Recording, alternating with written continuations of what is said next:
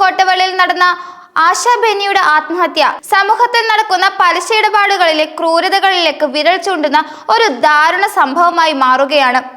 August 19-നാണ് Kottuvally south ration കടയ്ക്ക് സമീപം പുളിക്കത്തറ വീട്ടിൽ ആശ ബെന്നി ജീവനൊടുക്കിയത്. സാമ്പത്തികമായി കടുത്ത സമ്മർദ്ദം നേരിട്ടുകൊണ്ടിരുന്ന ആശയെ പണം കടം നൽകിയ അയൽക്കാരായ പ്രദീപ് കുമാറും ഭാര്യ ബിന്ദുവും ചേർന്ന് നിരന്തരമായി ഭീഷണിപ്പെടുത്തിയതാണ് ഈ ദുരന്തത്തിന് വഴിവെച്ചതെന്നാണ് കുടുംബത്തിന്റെ ആരോപണം. ഇതിനിടെ കേസിൽ പുതിയ വഴിത്തിരിവായി പ്രദീപിന്റെ മകൾ ദീപയെയും പോലീസ് കസ്റ്റഡിയിലെടുത്തിട്ടുണ്ട്. ആശയുടെ ആത്മഹത്യാക്കുറിപ്പിൽ പേരെഴുതി വെച്ച പ്രദീപ് കുമാറും ഭാര്യ ബിന്ദുവും നിലവിൽ ഒളിവിലാണ്. ഇവരെ കണ്ടെത്താനുള്ള ഊർജിത ശ്രമത്തിലാണ് പോലീസ്. ഇതിനിടെയാണ് അന്വേഷണത്തിന്റെ ഭാഗമായി പ്രദീപിന്റെ മകൾ ദീപയെ പോലീസ് കസ്റ്റഡിയിലെടുത്തത്.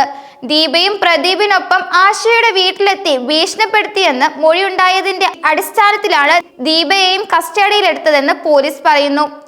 മണിക്കൂറുകൾ നീണ്ട ചോദ്യം ചെയ്യലിനു ശേഷം ദീപയുടെ അറസ്റ്റ് ഉടൻ രേഖപ്പെടുത്തുമെന്നും പോലീസ് വ്യക്തമാക്കി. പ്രദീപിനും ബിന്ദുവിനും പുറമെ കുടുംബത്തിലെ കൂടുതൽ പേർക്ക് ഈ സംഭവത്തിൽ പങ്കുണ്ടോ എന്നും പോലീസ് അന്വേഷിക്കുന്നുണ്ട്.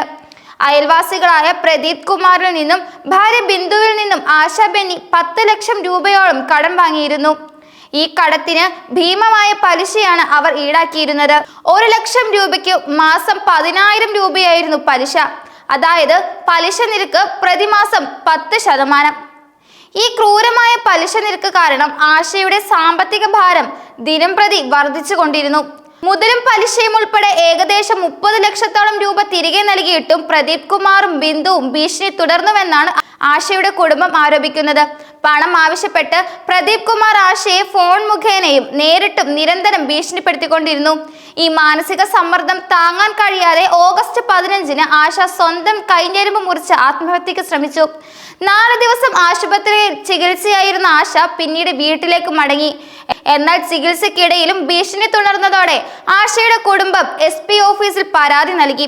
ഈ പരാതിയുടെ അടിസ്ഥാനത്തിൽ പറവൂർ പോലീസ് സ്റ്റേഷനിലേക്ക് പ്രദീപ് കുമാറിനെയും ഭാര്യ ബിന്ദുവിനെയും വിളിച്ചു വരുത്തിയിരുന്നു.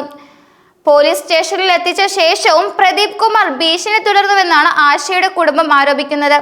പോലീസുകാരുടെ മുന്നിൽ വെച്ച് പോലും പ്രദീപ് കുമാർ ആശയെ ഭീഷണിപ്പെടുത്തുന്ന രീതിയിലാണ് സംസാരിച്ചതും. ഇത് പോലീസുകാരുടെ നിസ്സംഗതയെക്കുറിച്ചും ചോദ്യങ്ങൾ ഉയർത്തുന്നുണ്ട്. പോലീസ് സ്റ്റേഷനിലെ സംഭവം ആശയുടെ മാനസികാവസ്ഥയെ കൂടുതൽ തളർത്തി. ഓഗസ്റ്റ് 19-ന് രാത്രിയിൽ പ്രദീപ് കുമാറും ഭാര്യയും മകളും ആശയുടെ വീട്ടിലെത്തി വീണ്ടും ഭീഷണി മുഴക്കി. ഈ സംഭവം ആശയെ അത്യധികം മാനസികമായി തളർത്തി. രാത്രി മുഴുവൻ ഉറങ്ങാതെ ആശ ഈ സംഭവത്തെക്കുറിച്ച് ചിന്തിച്ചു കൊണ്ടിരിക്കുന്നുവെന്ന് കുടുംബം പറഞ്ഞു. ഈ മാനസിക സമ്മർദ്ദം താങ്ങാൻ കഴിയാതെ ഉച്ചയോടെ വീട്ടിൽ നിന്നിറങ്ങിയ ആശ പുഴയിൽ ചാടി ആത്മഹത്യ ചെയ്യുകയായിരുന്നു. ഭീമമായ പലിശയുടെയും ഭീഷണിയുടെയും ഇരയായി ഒരു സാധാരണ വീട്ടമ്മയ്ക്ക് സ്വന്തം ജീവൻ ബലി കഴിപ്പിക്കേണ്ടി വന്ന ദാരുണമായ സംഭവം സമൂഹത്തെയാകെ ഞെട്ടിച്ചിരിക്കുകയാണ്. കേസിന്റെ അന്വേഷണം കൂടുതൽ ശക്തമാക്കണമെന്ന് കുടുംബം ആവശ്യപ്പെട്ടിട്ടുണ്ട്. പോലീസിന്റെ ഭാഗത്തു നിന്നുണ്ടായ അനാസ്ഥയും ആദ്യം ചോദ്യം ചെയ്യപ്പെടുന്നുണ്ട്. പോലീസ് സ്റ്റേഷനിൽ വെച്ച് നടന്ന ഭീഷണി സംബന്ധിച്ച് കൂടുതൽ വിവരങ്ങൾ പുറത്തു വരുമെന്ന് പ്രതീക്ഷിക്കുന്നു. പ്രദീപ് കുമാറിനെയും ഭാര്യയെയും ഉടൻ പിടികൂടാൻ കഴിഞ്ഞാൽ മാത്രമേ ഈ കേസിൽ കൂടുതൽ വിവരങ്ങൾ പുറത്തു വരൂ. പലിശ മാഫിയ സംഘങ്ങൾക്കെതിരെ ശക്തമായ നടപടികൾ ഉണ്ടാകണമെന്നും ഇത്തരം ക്രൂരമായ പലിശ ഇടപാടുകൾക്ക് ഇരയാകുന്നവർക്ക് നിയമപരമായ സംരക്ഷണം ഉറപ്പാക്കണമെന്നും ഈ സംഭവം നമ്മെ ചൂണ്ടിക്കാട്ടുന്നു.